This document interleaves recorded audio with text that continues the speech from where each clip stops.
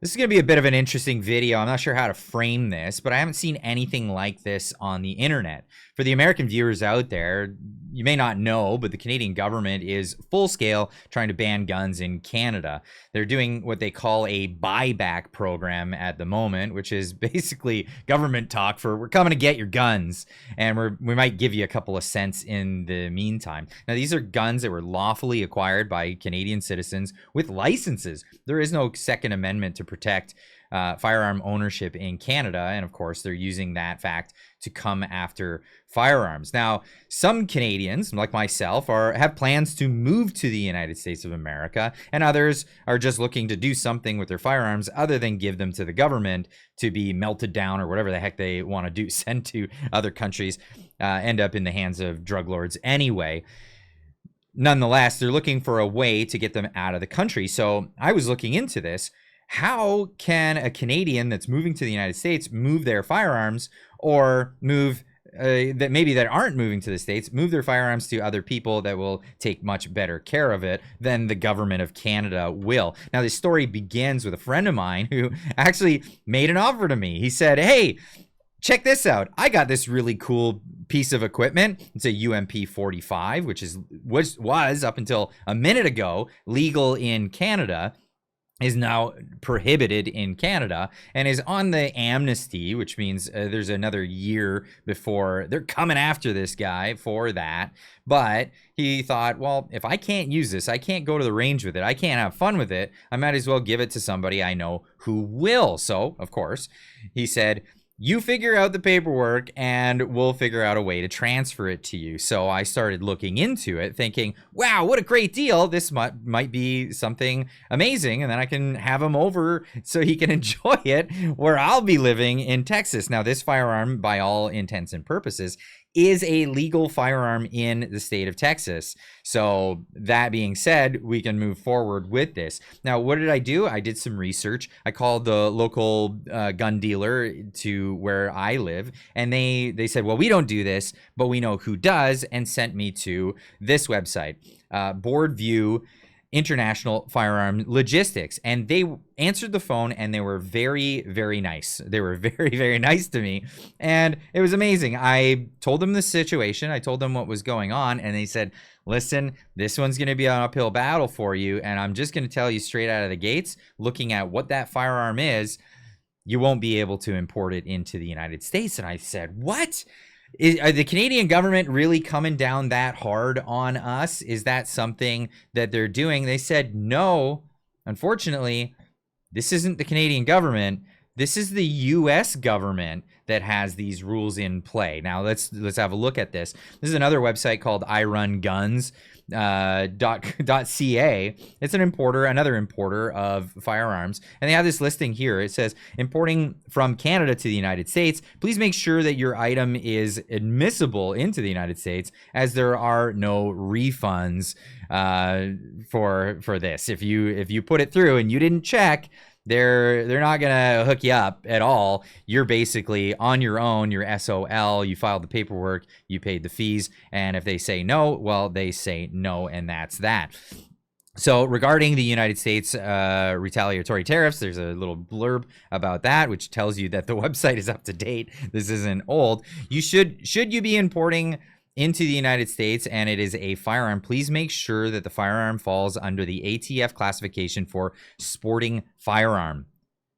Should you need help defining this, here's a link. So follow the link. Where does that go? It goes to this guideline from the ATF website. Firearms guides, importation and verification of firearms, ammunition, and implements of war, import requirements for firearms and ammunition.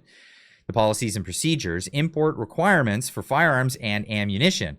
It shall be unlawful for any person other than an FFL. So that's a dealer in the United States, someone you would go to, like a gun store where you would be able, they buy firearms and they sell them, they're licensed dealers, to knowingly import or bring into the United States any firearm or ammunition.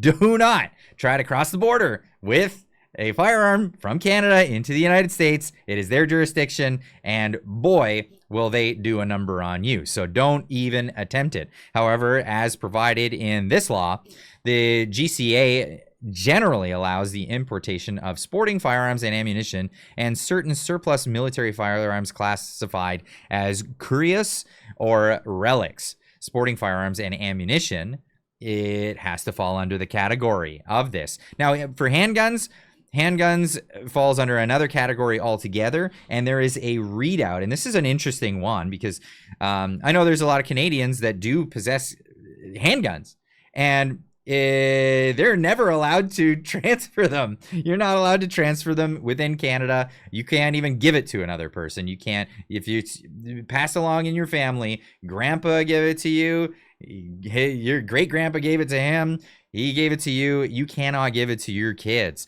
This is a thing, but you can import it into the United States, but there is a criteria, and you have to follow this here. I will leave the links in the description down below because I know there's going to be a lot of people that are going to be curious about this now that this video is out. How do I do it? How do I get it out of here? How do I get it into the United States so it can be enjoyed again, or what have you? We can transfer it, pass it down in the family because it's an heirloom. So there is a point system based on a set of criteria, and you get all these points, and you have to add them up if they fall under these categories. You know, safety features. Does it have a locked breech mechanism? Does it have a loaded chamber indicator? This gives you a set of points. Grip safety, magazine safety, firing pin block or lock. Sorry, Pig C320, Sig P320 people. No, I don't know. It does have a firing pin lock, but these are the criterias out there. And then a score achieved, you have to reach a score of 75 points or it is ineligible to be transferred into the United States. You cannot transport it if it does not reach that. There's more points over here. Again, link in the description down below. If it falls under this category and it's eligible, then you can transfer it. There will be transfer fees. There's all kinds of other stuff, but that's the thing. Here's where it gets tricky with rifles, and this is kind of a, oh boy, where are we going here? Rifles and shotguns. Firearms such as single shot, lever action, bolt action, and certain semi-automatic long guns with generally recognized sporting features. No, the ATF has determined that that certain features designed for military application are indicative of non-sporting rifles and shotguns. Features which are not recognized as sporting include, and again, this is the ATF. These aren't the rules that are in America, or it depends on your state, because I know a lot of this falls in New York, but this is importing it into the United States of America, period. A lot of these firearms are perfectly legal there, but these are the restrictions for importing them. So if they're not recognized as a sporting rifle if they include, are not limited to, a folding or telescoping stock, pistol grips, a folding or telescoping stock. So anything with like an AR-15 style stock, no go. A pistol grip, if it has a pistol grip on it that protrude conspicuously beneath the action of the weapon, that it's a no-go. A bayonet or a bayonet mount, okay, that's very, specific. A flash suppressor or threaded barrel designed to accommodate a flash suppressor, a grenade launcher, or night sights. These features, as well as other information concerning a particular firearm, may result in ATF classifying a rifle or shotgun non-sporting. Additional information regarding this subject is available in the report. And the report is here for the brevity of the video. I think another thing that was actually added to this was, because I was told by the person that I spoke to on the phone, any detachable magazines.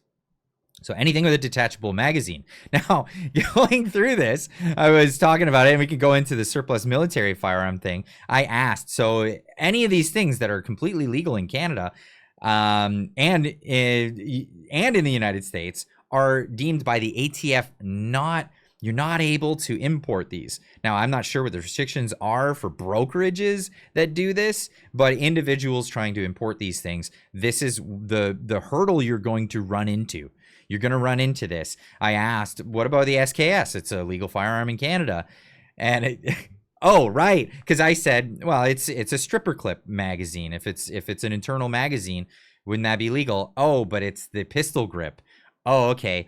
And apparently, firearms that are manufactured in China or the Eastern Bloc countries, they're not allowed either. I also asked about if it was a Lee Enfield, for example, and the person on the phone also told me, well, it would have to be in its original configuration. So if it had been sporterized with a sporting stock, even though sporting rifles is what they're okay with, if a military firearm had been sporterized, then no go. It doesn't work. Even though it fits all the other criteria, if you sporterize a Lee Enfield, that's no good because it needs to have its original full wood furniture that it had when it was manufactured in the first place. So if you were looking to bring those guns to the land of the free, it looks like there's going to be some serious restrictions on this unless something were to change in the ATF. I don't know, perhaps if, I don't know, something like this